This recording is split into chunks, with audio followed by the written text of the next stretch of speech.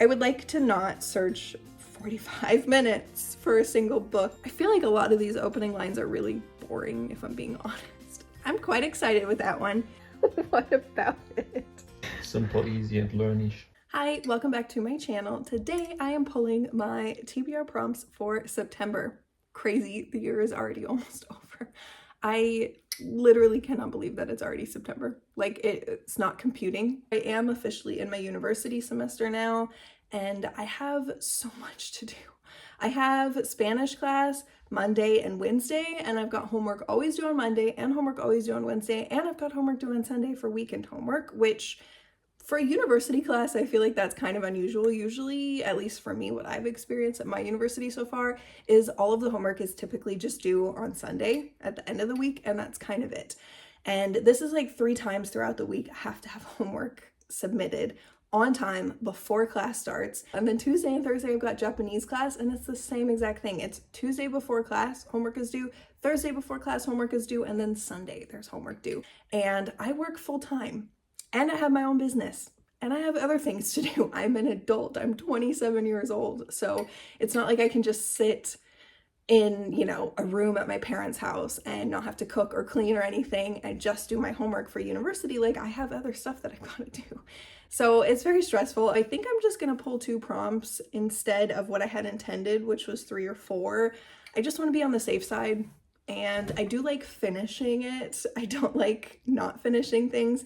And so I'd rather just have 2 and easily finish them and not have to, feel like it's incomplete or unfinished because I picked too many and then I can't get to all of them on time. So yeah. As you probably already know if you've watched my channel before, I don't have a physical TBR going like all the way in the bottom here. I only have a digital TBR on Goodreads, and then I just find a book that I want to read and I check my libraries and I see if it's available. 9 times out of 10 it is, because I don't only have 1 library card, and I don't only have 1 library card in 1 country. I've got 2 countries and a few library cards. So for the most part, I really can find everything. I pulled one and then I pulled the other one. So let's see what I got. A book with a great first sentence. That's kind of hard, honestly. I think I'm gonna have to find a list for that of like best first sentences in a book and then pick from that list instead of picking directly from my TBR, because I can't preview a book on Goodreads. I wish it was like Amazon where you can click on a book and see like the first chapter or so to see if you like it or not. I wish Goodreads was like that, just directly in the site or the app. And then this one, a book that your partner chooses for you. My partner, Matthias, does not read at all. Even just the thought of reading is not a good time for him. So I have genuinely no idea what is going to happen. I have no idea what he could possibly choose. I guess I'll just pull up my Goodreads TBR and he can kind of look through it, and I promise you, telling you right now before it happens, he's probably just gonna look at the images of the covers. We'll see. That means that I can't pick this book right now, so I'm gonna have to finish this video later and then let you know what he chose. But at least for this one, I can do this right now. Okay, so I've pulled up my Goodreads and I currently have 818 books on my want to read list, which is quite a lot. And I've also pulled up Reddit. I looked up books with killer, unforgettable opening lines. I specifically want those words. I want an impact. And lo and behold, somebody had already asked this in Reddit, word for word. And so I'm just gonna look through and see if any of these book titles stand out to me, if I can recognize any of them from my TBR. I'll read you some that kind of stand out to me. And if I mention any book titles or anything, I will put them in the description below. So if it tickles your fancy and you decide you want to read it, then you can find them below. There's The Martian by Andy, I don't actually know how to pronounce his last name, Andy Weir. And it's I'm Pretty Much Effed. That is a bold opening line. C.S. Lewis, The Voyage of the Dawn Treader. I've heard this quote and I love it. There is a boy called Eustace Clarence Scrubb, and he almost deserved it. I really like that one a lot. The Restaurant at the End of the Universe, The Hitchhiker's Guide to the Galaxy 2 by Douglas Adams. This is a really good quote. I like it a lot. In the beginning, the universe was created. This made a lot of people very angry and has been widely regarded as a bad move. That's a good one. Pride and Prejudice by Jane Austen. I like that book. It is a truth universally acknowledged that a single man in possession of a good fortune must be in want of a wife. I've never heard of this book. I don't even know how to pronounce this. Seven Eves? I think maybe Seven Eves by Neil Stevenson. It's all one word. Seven Eves, Seven Eves. And it's the moon blew up with no warning and no apparent reason. That's a good one. The issue is, like, I don't recognize any of these books. None of these are on my Goodreads list. Somebody mentioned Stephen King, It, Tale of Two Cities, The Hobbit, Lord of the Rings, I guess. The Magicians by Lev Grossman. 100 Years of Solitude by Gabriel Garcia Marquez. I don't know. Fahrenheit 451 by Ray Bradbury. It Was a Pleasure to Burn. Red Sister by Mark Lawrence. Bone Orchard by Sarah Müller or Mueller. I don't know if she pronounces her name German or if she pronounces it American. Geek Love by Catherine Dunn. I don't have a single one of these on my Goodreads list. My goodness. John Dies at the End by Jason Peregrine David Wong. I think this one is on my Goodreads list. Let me see the quote. It's, solving the following riddle will reveal the awful secret behind the universe, assuming you do not go utterly mad in the attempt. That's okay. I don't know. The Princess Bride by S. Morgenstern. Love that book. The year Buttercup was born, the most beautiful person in the world was a French scullery maid named Annette. A Christmas Carol by Charles Dickens. The Great Gatsby. Old Man's War by John Scalzi. That's on my TBR list, maybe. I'm gonna save that and see. The quote is, I did two things on my 75th birthday. I visited my wife's grave and then I joined the army. Maybe that one. I'm not super crazy about it. Like, it's not a first line that blew me away. And also, I don't know if I want to read that right now. It's sci-fi, and I'm not super big into sci-fi. So we'll see. If I can't find anything else, then I have no choice. But Charlotte's Web. That's a good one. The Secret Garden. I loved that book too. Yeah, this list really is not doing it for me because I don't know. It's just, I feel like it's a lot of classic books and it's not really anything fantasy. It's not really anything modern. I mean, there's obviously some modern books, but for the most part, that was like a lot of children's books or classic books or whatever. And I feel like people have great opening lines nowadays too. And I kind of really would like to read something more modern. I don't know. H.P. Lovecraft, The Call of Cthulhu. That's not on my TBR, but maybe it should be. Somebody mentioned again, Voyage of the Dawn Treader by C.S. Lewis. It really is an incredible opening line. I feel like I do like it a lot. Holes, that's also a good one. There is no lake at Camp Green Lake. Another Great Gatsby, another Christmas Carol, another Haunting of Hill House by Shirley Jackson. I didn't even read the quote last time. Let me see. It's, no live organism can continue for long to exist sanely under conditions of absolute reality. Even larks and katydids are supposed by some to dream. Yeah. A Tale of Two Cities. Another one for Christmas Carol. Another one, Pride and Prejudice. Somebody mentioned Ninth House by Leigh Bardugo. I've never heard of that having a good opening line. Let me see. By the time Alex managed to get the blood out of her good wool coat, it was too warm to wear it. I mean, personally, I don't think that's like a killer opening line. Maybe I just read too many books like that. But for me, that's kind of just, I don't know, it's just an opening line. I don't know if I would say it's unforgettable or anything. However, somebody mentioned it. I'm putting it on my list because I think I'd much rather read that than Old Man's War at this point in time. This is harder than I thought. Dark Tower by Stephen King. I'm currently reading that. That was one of my TBR prompt polls from last month, so for August. And the opening line is, "The man in black fled across the desert and the gunslinger followed." I think it's an okay opening line. It's not like I read it and was like, wow. I really want something where it's like, you know, really packs a punch, like punches you right in the stomach, and it's like, oh my gosh, like, but yeah, I don't really see anything like that. I feel like a lot of these opening lines are really boring, if I'm being honest.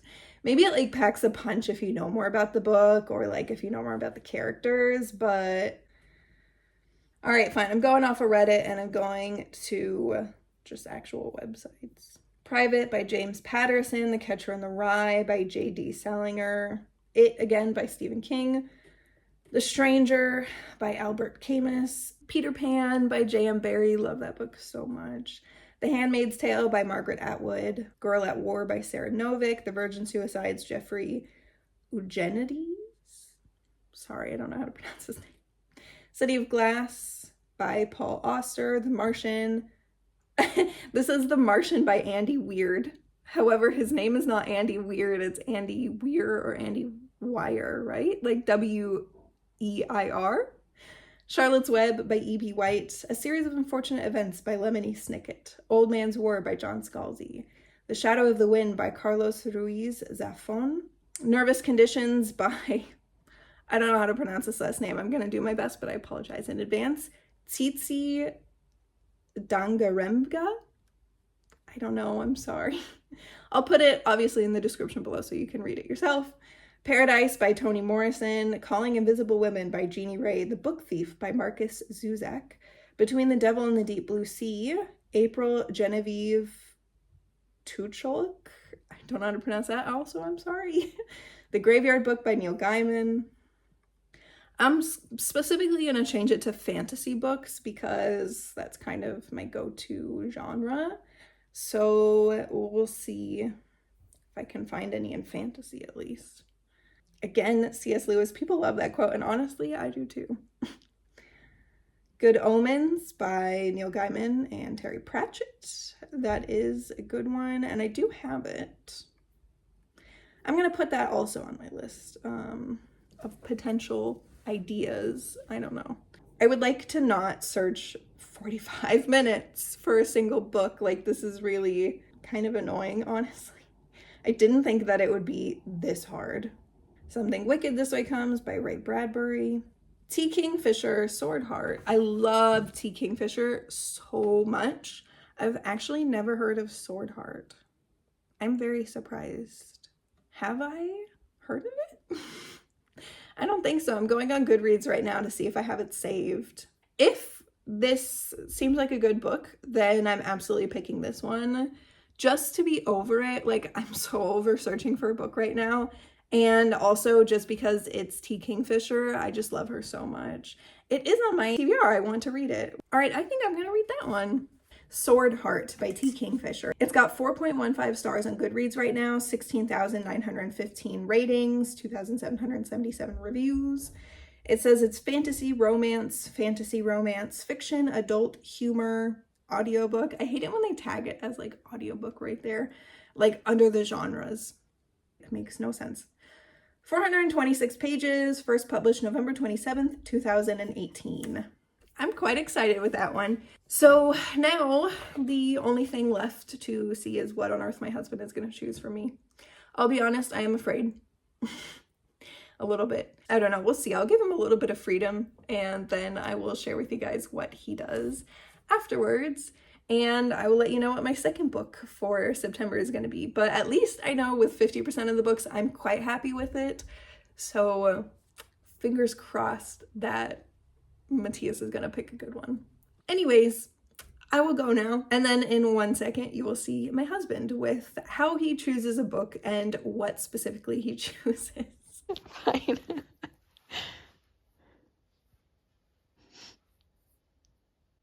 That one. Really?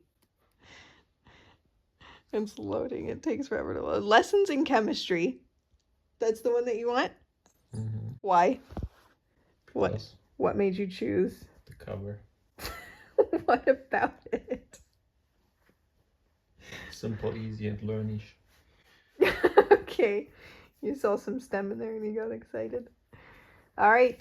Lessons in chemistry. It is me from the future. It is like almost 7 p.m. right now. My husband got home and he officially picked the book, and he did exactly what I thought he was gonna do.